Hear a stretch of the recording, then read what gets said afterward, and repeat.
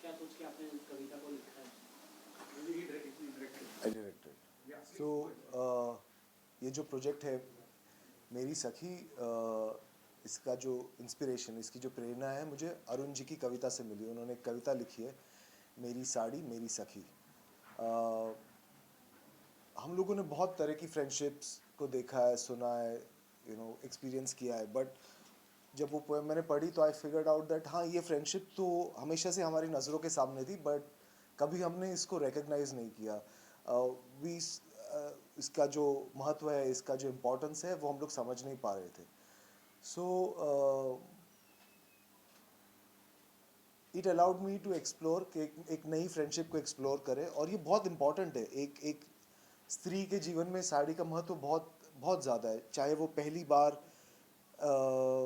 किसी रिश्ते में जा रही हो तो साड़ी पहन के आते हैं, हमारे संस्कार और संस्कृति वैसी है। अगर बच्चा है तो उसे पब्लिकली कहीं दूध पिलाना है तो साड़ी के आंचल से करते हैं। धूप आ रही है तो माँ आंचल डाल देती है ना। और it is also use for romance. बहुत सारे फिल्मों में हमने देखा है कि घूंघट काफ़ी रोमांटिक सिंबलिज्म भी है। शादी में तो ऑब्वियसली साड़ी है। साड़ी एक ऐसा कपड़ा है जो साधारण से साधारण औरत और सुपर वुमन, यानी कि जो देवी है, जो गॉडेस है, वो भी पहनती है। साड़ी एक यूनिफाइंग फैक्टर है जो हर प्रांत, हर क्लास की औरत पहनती है।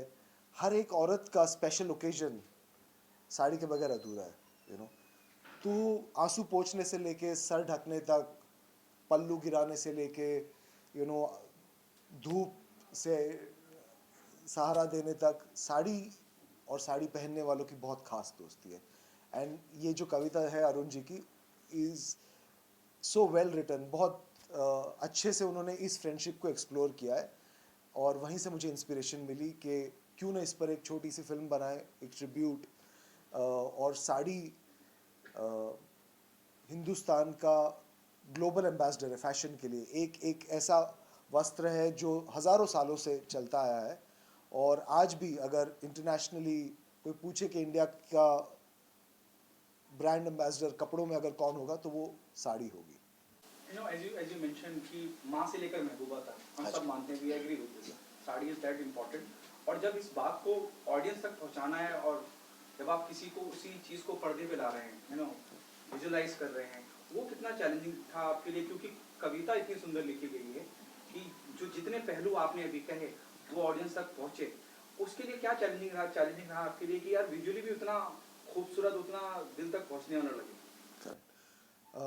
इस फिल्म में सबसे बड़ी चैलेंज ये थी कि साड़ी और साड़ी से जुड़ी इतनी ज़्यादा कहानियाँ हैं, इतने ज़्यादा सिचुएशंस है, इतनी ज़्यादा मेमोरीज है जो लोगों ने हमारे साथ शेयर की, कि एक या 10 या 100 प्रोजेक्ट में उनको इकट्ठा करना इम्पॉसिबल था।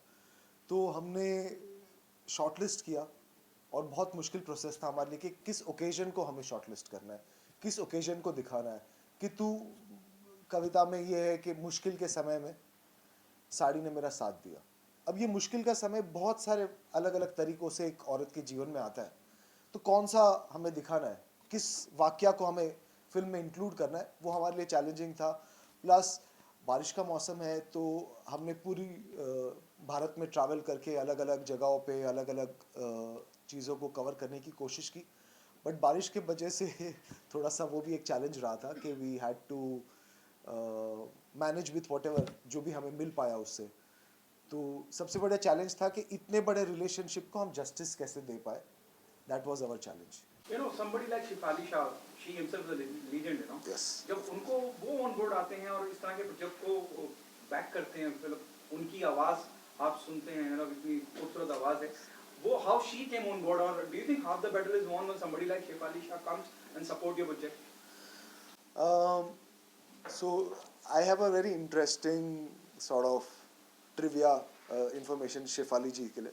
तो आज से तकरीबन लास्ट ये रिकॉर्डिंग से पहले जब मैं शेफाली जी से मिला था मतलब आमने सामने हुए थे, तब मैं एक बूम असिस्टेंट हुआ करता था on the set of Satya. Okay तो माइक पकड़ के खड़े रहते थे एंड मैं देखता था Manoj sir and Shefali and of course हर किसी की तरह मेरी भी इच्छा थी कि किसी दिन इनके साथ काम करें, पर एक सही प्रोजेक्ट होना बहुत ज़रूरी है. She is a phenomenal talent और वो किसी भी प्रोजेक्ट में जुड़ेंगे तो उस प्रोजेक्ट की वैल्यू बढ़ेगी, बट अगर वो प्रोजेक्ट उनके लिए परफेक्ट हो तो और ज़्यादा मज़ा आएगा. So I had to wait for a time, ऐसे इंतज़ार करना पड़ा एक प्रोजेक्ट का जो मुझे लगे कि वो जस्टिस कर पाए उनके टैलेंट को. हम शायद हिंदुस्तान में इतना नहीं जानते, but she is an Emmy nominated, you know. So Oscar के इक्विवेलेंट है वो, तो वो बहुत कम लोगों को याद है, बट वो बहुत ही सुंदर टैलेंट है. बहुत मुझे लगता है कि अंडर यूटिलाइज्ड ही कहा सकता है. तो ये हमारा सौभाग्य है एंड हमने उनको कविता भेजी और विजन शेयर किया कि हम क्या करना चाहते हैं and she was very very kind and she agreed to do it. She was very supportive and yes, आप सही कह रहे हो कि अगर ऐसा कोई टैलेंट प्रोजेक्ट के साथ जुड़ता है तो बिल्कुल हमारा जो मुश्किल था, जो मैंने आपसे अभी कहा कि बहुत चैलेंजिंग था कि किस सिचुएशन को हम नरेट करें ना करें, बट जब कोई ऐसा टैलेंट जुड़ता है तो वो ऑडियो के सहारे भी हमें ऑडियंस से रिलेट करने का मौका मिलता है. I think Shefali ji was very kind and she is done a fabulous job. Do you got nostalgic or do you got emotional? A long journey from Satya to here as an independent director. And while discussing with Shefali, what was her first reaction? She of course I think I never interacted. Satya पे मैंने कभी उनसे बात नहीं की because I was too low down the hierarchy and I was I think 17 years old, so I was actually like a child labor who was trying to sneak into film sets. तो मैंने उनसे इस बारे में तभी कभी बात नहीं की थी. इस डबिंग के दौरान हमने उनसे डिस्कस किया एंड 2 सेकंड तक हम लोग दोनों ही राम गोपाल वर्मा के सेट पर थे, where I was an attendant and she was acting. तो शी वॉज वेरी ग्लैड कि अरे you know this is that kind of reunion. But yeah apart from that I didn't have much interaction.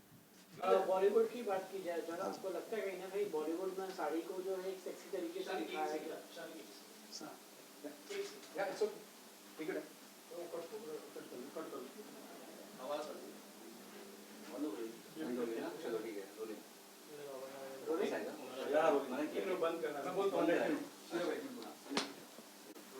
Sir Bollywood की बात की जाए तो आपको लगता है साड़ी एक ऐसा मतलब कि ये ड्रेस दिखाया गया है कि मतलब बहुत ही सेक्सी तरीके से दिखाया जाता है, जो कि सेक्सी तो है ही है बट साथ साथ इंडियन वेयर का भी मतलब मायने देते हैं उसको. तो आप क्या कहेंगे उसके बारे में?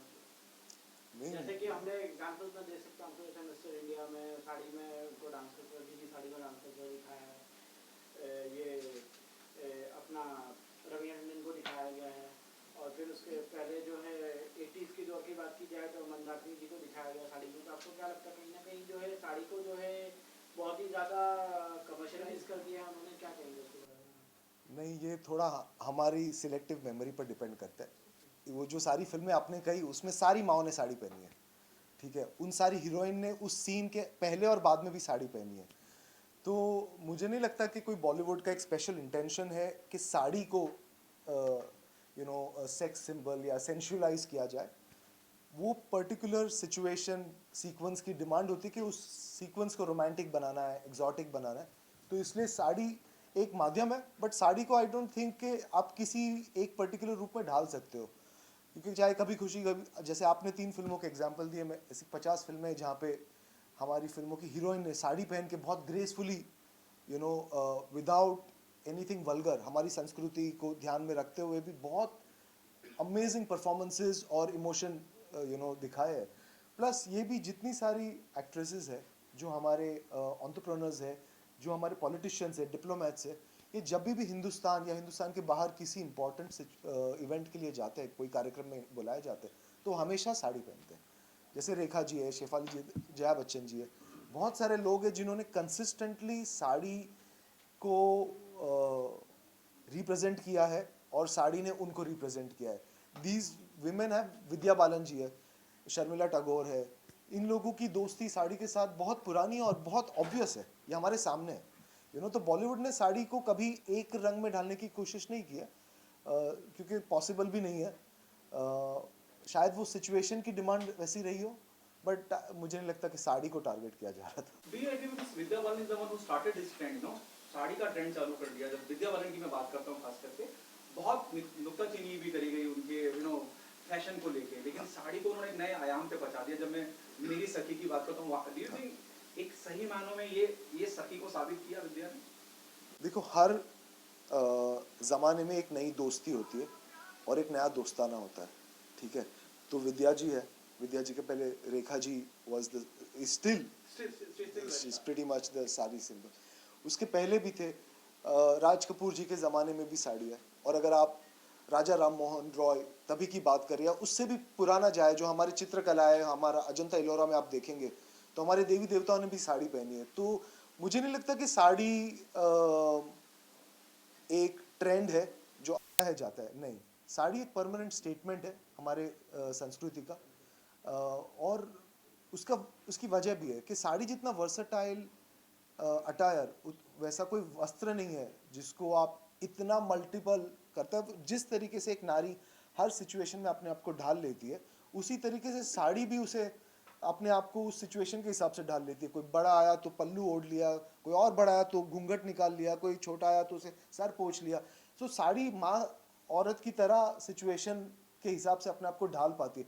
इस वजह से वो इतने सालों तक बरकरार है. क्या शेफाली ने वीडियो देखा है? डिड शी सॉ द हम बहुत ही शॉर्ट पीरियड पे चल रहे हैं, तो हम लोग कल ही ख़त्म कर पाए हैं, तो अभी उनको भेजा है. एंड बट उनकी मैनेजर की तरफ से तो आया कि thank you, we were waiting for it. तो मैं भी इंतज़ार कर रहा हूँ उनके रिएक्शन का. Okay, what next?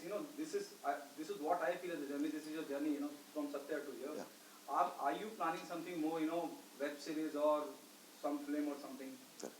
So I started as a third camera attendant when I was 15-16 year old. That's when I made my first documentary. ठीक है, मैं बैग उठाता था, 16mm कैमरा, बैटरी चार्ज करता था. और अभी पिछले 2 सालों से मैंने डायरेक्शन पे फोकस किया है. और कुछ पिछले 2 साल में I been blessed with because of good team. हमने कुछ 40 से नेशनल इंटरनेशनल अवार्ड्स मिले हमारी शॉर्ट फिल्म्स को और सोशल फिल्म्स को. अभी मैं 2 फीचर फिल्म की स्क्रिप्ट लिख रहा हूँ और एक वेब सीरीज. तो फीचर फिल्म जो मेरी डेब्यू फिल्म है उसकी हम कास्टिंग कर रहे हैं अभी, और वेब सीरीज की भी. तो हाँ जी सर, प्लीज प्लीज. ये जो humbleness है और ये जो honesty, ये कहाँ से आती है? किससे इंस्पायर है? Somebody who part of industry, he will never ever say, except their family in front of the media. Dharamji said in front of the media कि भाई बॉबी के पास काम नहीं है ना. हाँ हाँ हाँ. यमला पगला दीवाना की trailer launch. Correct. The humbleness of yours and honesty of yours, whom you inspire from? I don't know, क्योंकि मैं कुछ और होता और हम्बल हुआ होता तो शायद इसका जवाब दे पाता. तो मेरे माँ बाप ने मुझे ऐसे ही सिखाया. तो मैं कुछ था और कुछ हूँ, वैसा नहीं हूँ, ऐसा ही हूँ मैं. एंड अगर ये ठीक है तो सही है, और अगर गलत है तो I will try to improve. Thank you so much. Thank you sir.